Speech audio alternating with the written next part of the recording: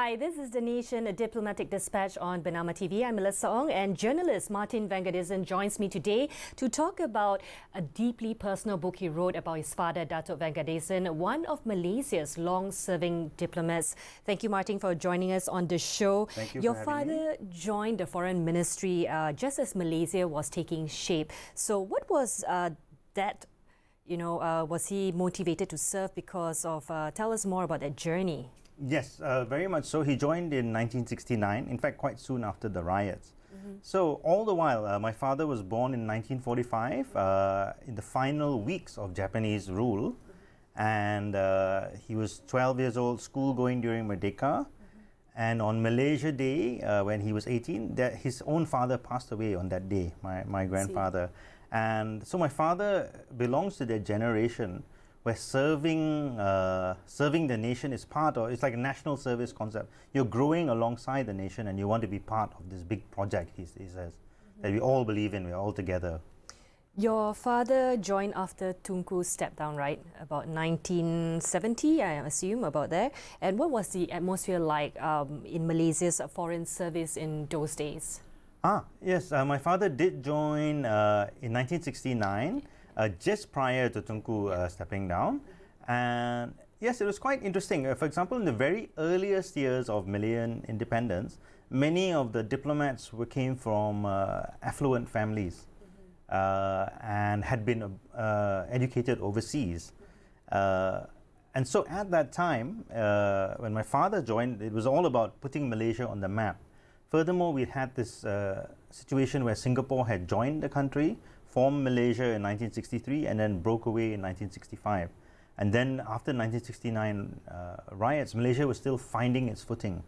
At the same time, globally you had the Cold War situation, superpowers like US and USSR, and Malaysia was one of the non-aligned countries. So leaders like Tunku Abdul Rahman, Tun Abdul Razak did a lot to put Malaysia on the map, and diplomats saw their messengers to carry out this project. Perhaps what kind of challenges did he relate to you or reminisce when you were writing the book? I understand you wrote the book for 2 years. Every weekend you will sit down with your dad and then you will curate the stories and interview him, because you were a former journalist from the Star and also Malaysia Kini. Correct. So how was that like for him? Were there any challenges? Because you were saying that they were trying to put Malaysia on the map as well. I'm sure it comes with challenges. Yes, it definitely did. Firstly, to write it, the process of writing was actually quite an interesting one, which included some bonding between my father and myself. About 2 years ago, his health was slowing down. He was 78. I realized that we need to document his legacy, because it's quite unique what he lived through. He basically living history, right? Sure. And so yes, I did interview him every weekend, and then we'd go over it, because especially as you get a bit older, the dates and event names, details, you can get a bit confused. So there's a lot of fact checking as well, and also a lot of emotional parts. For example, when my grandfather passed away on Malaysia Day, that suddenly meant my grandmother was unemployed with 8 kids. So people like my father had to work 1 or 2 jobs while studying in University Malaya. So that was a personal challenge. As far as the country goes, yes, as I've mentioned, it's a bit more about finding our footing. There's also formative years of ASEAN, and basically building bridges with other countries, and a time when big superpowers might be interfering. Now, I understand that your father served through decades of change, whether it's through the Russia-Cold War in Africa and also in Europe. What's one story or maybe 2 stories that you can share that captures the kind of diplomat he was? Okay. One of the most eventful was when he was the Malaysian ambassador resident in Mali, Bamako, Mali. This was in the early 90s. At that time, many countries were moving from dictatorship to democracy in the aftermath of the end of the Cold War. So in that country, there was actually a dictator, Moussa Traoré, who had been reigning for 23 years. And suddenly there were student protests and the military shot the students. So the protesters started heading towards our house, because our house, what we didn't know, the Malaysian ambassador's residence belonged to Moussa Traoré. So they started heading towards our house, because our house, what we didn't know, the Malaysian ambassador's residence belonged to Moussa Traoré. So they started heading towards our house, because our house, what we didn't know, the Malaysian ambassador's residence belonged to one of the most hated figures in government. So they wanted to burn it down. And hence my father went there to basically confront the protesters, say, So I'd just like to see, this is a picture of your home. Yes. How old were you then? Ah, wow, that is our home overlooking the Niger River. Yeah. This is the home that the protesters threatened to burn down. How old were you then? I was 18 then. I Right. was actually in university Okay. in America, Wow. so we were communicating by phone. So what eventually happened to diffuse that situation was we flew the Malaysian flag very prominently. And we have interpreters within the embassy. They went out to the crowd and said, listen, these are foreigners, even though this house belongs to that hated political figure. These are foreigners, please leave them alone. And so we flew the flag, the situation diffused, and then the Malian military sent about 10 soldiers to patrol within our grounds for a few days until we were sure there was no more violence that would occur. How did that affected maybe your siblings who were in that house? You said you were in America. Yes. How did your father manage the emotional tension, so to speak, in the household, especially with your mom around, right? She would be worried. Correct, yes, Yeah. everyone would be. And don't forget, as ambassador, you're actually in some ways responsible, not just for your family, not just for the embassy, but every Malaysian in the country. To be fair, Bamako, Mali is not, it's not an area where there were many Malaysians, certainly at that time. But my father has to deploy staff to keep in touch with everybody, and these are the pre-internet days. So sometimes it's a phone call to a village center, and then you leave the message. How is everyone? Let's make sure we collect in a safe space within Bamako. So definitely, it was a time of great stress.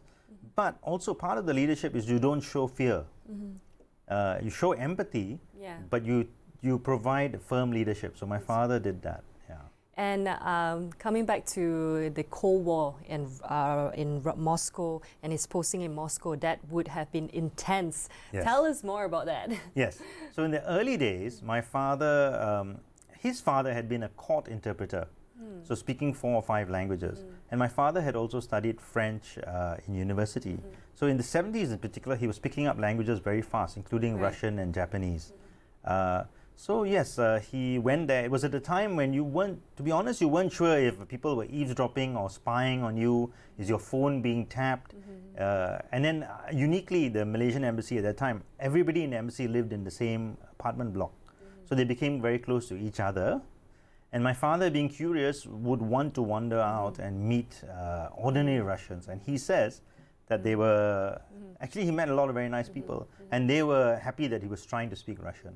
I see your mom on the camera and the TV right now. She's beautiful. Yes. How did she take the posting? I mean, Moscow isn't like, you know, you're going to a more free country, right? It is come with a lot of challenges. How did she take the message from your dad when he said that we are going to Moscow? Yes, indeed. It was a time again where they had to make a few adjustments because my parents met in University Malaya, and so my mother was an early female graduate. So she had her own career. So one of the things was, at that time, the government, just before they left, the government introduced a new policy where if one government servant was married to another in Wisma Putra, they could take no pay leave. Right. So that enabled my mother to take no pay leave from the Ministry of Education and follow my father. So that was the first thing. Another thing was just things like the cold. And then, Correct. yes, So cold. Yeah. And then also learning to cook, because when you're in the diplomatic service, you have to cook in a way that represents the country. So you learn how to cook dishes from all our main groups. Right. You know, you learn how to cook rendang and kway teow and shark's fin soup. And Was she a great cook? I certainly think so. Yes, I certainly think so. Yeah, but there was because also you have to open your house, right? To, Yes. As part of the hospitality. Correct. So to be honest, when she arrived in Moscow, she could not cook well.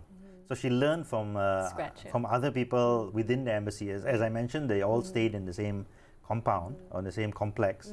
So other people in the embassy who were much better cooks taught my mother the dishes.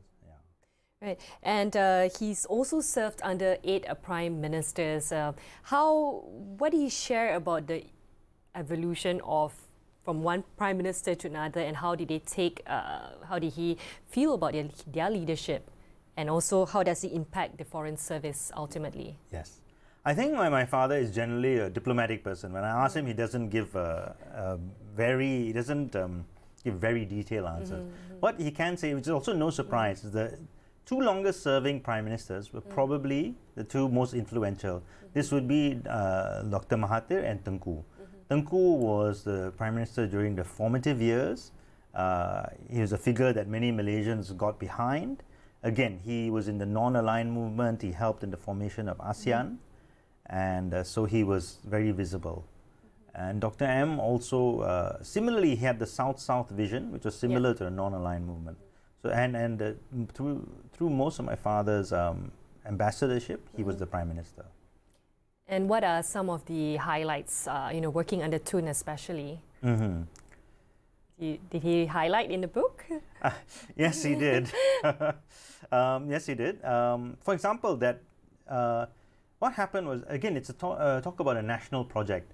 So at that time in the late 80s, it started this talk of Vision 2020, right? So there was a lot of, part of our diplomatic efforts was to cut out the middleman. Basically, we were a former colony, right? And so were former African countries and South American countries.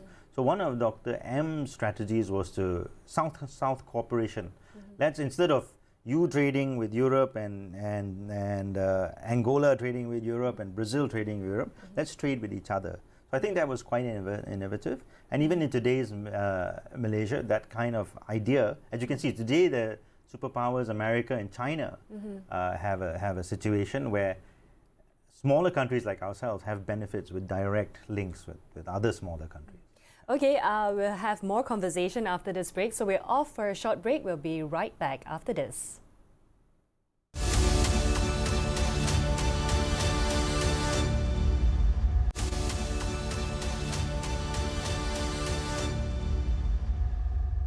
Welcome back. I'm speaking to Martin VENGADESAN. Well, we know your dad has been a diplomat for many years. What countries were he serving?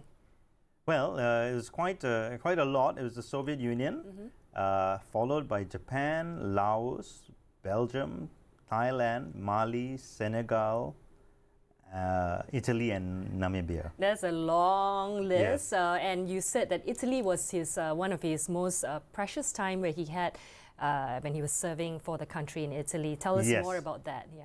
Correct. In his mission in Italy, first of all, it was his highest ranking post, I guess, the most prominent. And of course, my mother is a Catholic. So having to be in such a country with so much living history and of course the Vatican. Yes. So meeting the Pope was one of my my parents' most. I saw the photo in the book. Yes, correct. It's become the lead photo. Yeah. So, and in fact, my late grandmother, Victoria, also happened to be staying with them at the time. So she also met the Pope. Wow. And yes, and there were other things like the establishment of, even the Rome Statute and International Criminal Court of Justice. So one of the things that a diplomat does is attend prominent conferences which result in key treaties. We've just seen it today, in the last few days, where the Prime Minister of Malaysia has played a great role in Thailand and Cambodia ceasefire. Yes. And how was that life for you, following your parents to so many different countries? There's so many transition in between so many schools. How was that like for you? Most of the time I liked it. There was a time from the age of about 15, 16, 17 when I got annoyed. Rebellious years. Yeah. I used to argue with my parents. Every few years, I'm the new kid in school. And then I know what it was like. I was playing in rock bands, and basically you like a girl, and before you know it, you have to move, or she has to move. So that was something that happened to I me. saw a photo earlier about your family photo in Japan. Tell us a little bit more about that. And this is your sister. Is that your sister? Yes, correct. So that's in the mid-1970s in our garden in Tokyo. A rare time when my father has a mustache.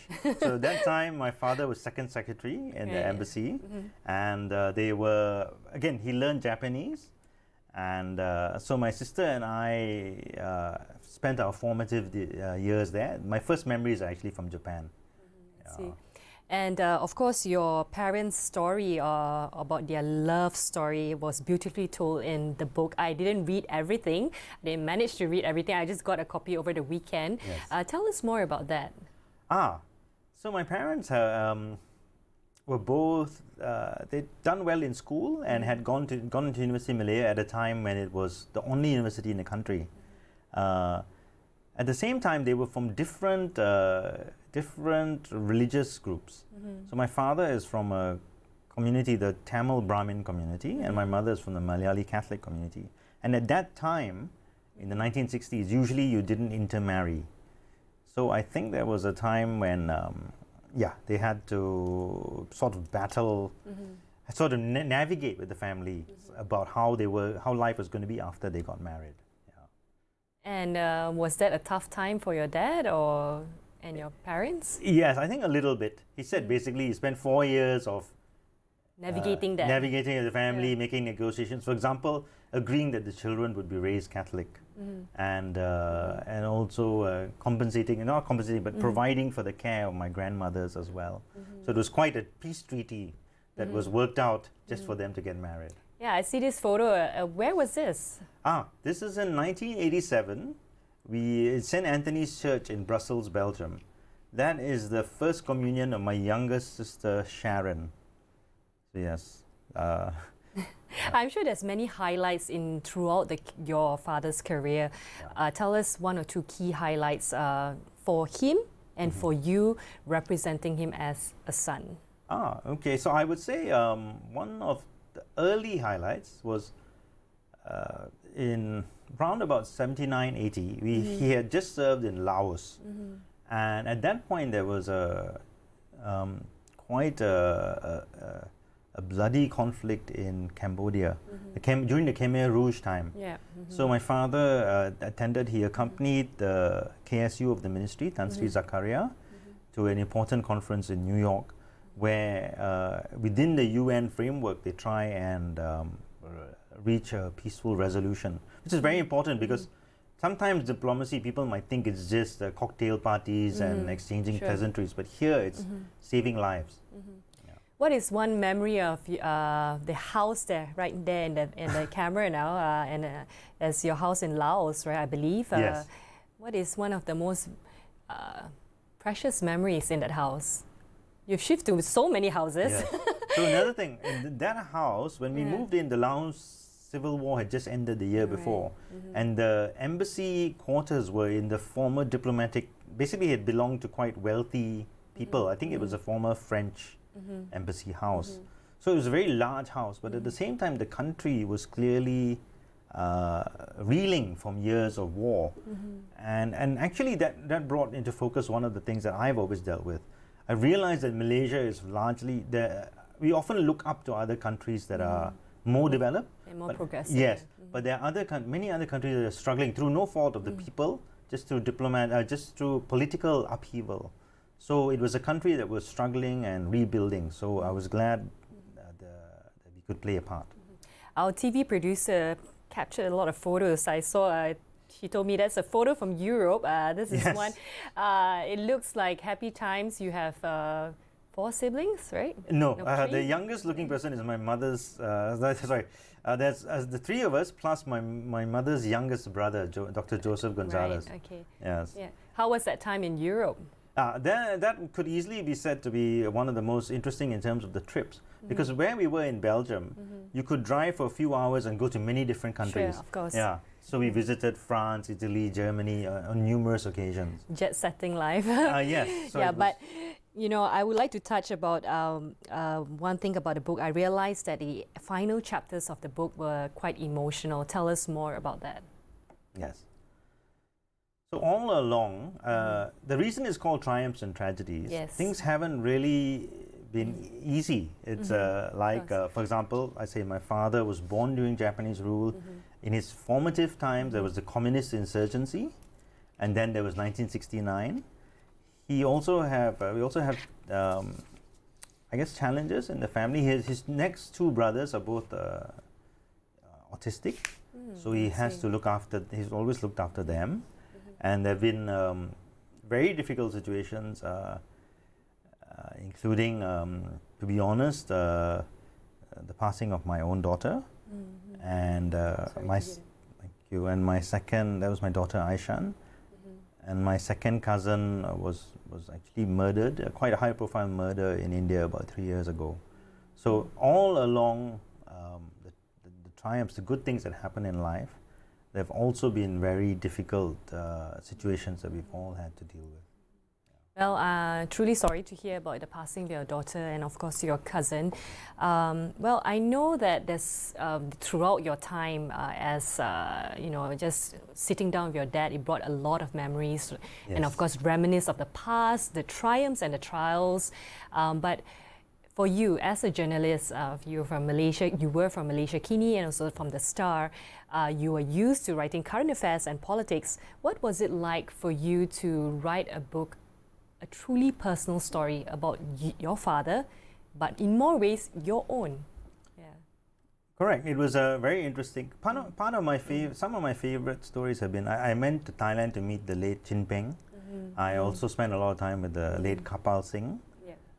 So I realized that when you interview people who have been parts of history, it's truly interesting, and you need to get it down as quickly as possible, because once they move on, the story is lost. Sure. At the same time, this was different because it has intertwined with my own personal memories. So yes, there's also amusing incidents where you see how I was a mischievous kid, probably the most rebellious of the three kids, and how. Yes, for example, there was a time I went to University of America and I didn't finish my degree. So that was a time I unfortunately placed stress on my father. But yes, it's all part and parcel of most families' developments. There's ups and downs. So it was good to tell that story. How has your father's career and lifetime service shaped your values and perhaps your life choices and perspectives? I think we are very internationalist. My sister in the U.S. currently works in the U.S. Supreme Court system, and she did degrees in French and Spanish. My sister in UK also does multi-law and goes to many countries. So we're quite internationalist in our approach. I too, when I was in the Star, I did a 6-year column on foreign policy. So we are constantly, I think the way I would look at how it influenced my values is I'm always trying to bring the best of what I learn overseas back in Malaysia, if I can find a way to make it work. So what do you hope Malaysians take away from this book? And last but not least, how can they get a copy of this book? The takeaway I would always say is sometimes we can focus a bit too much on the negative. In the news, the way I put it is often bad news is what makes the news, whereas actually a lot of good things happening. My father's story is roughly about how he and the country made the best out of difficult situations, out of challenges, and how my father is very patriotic.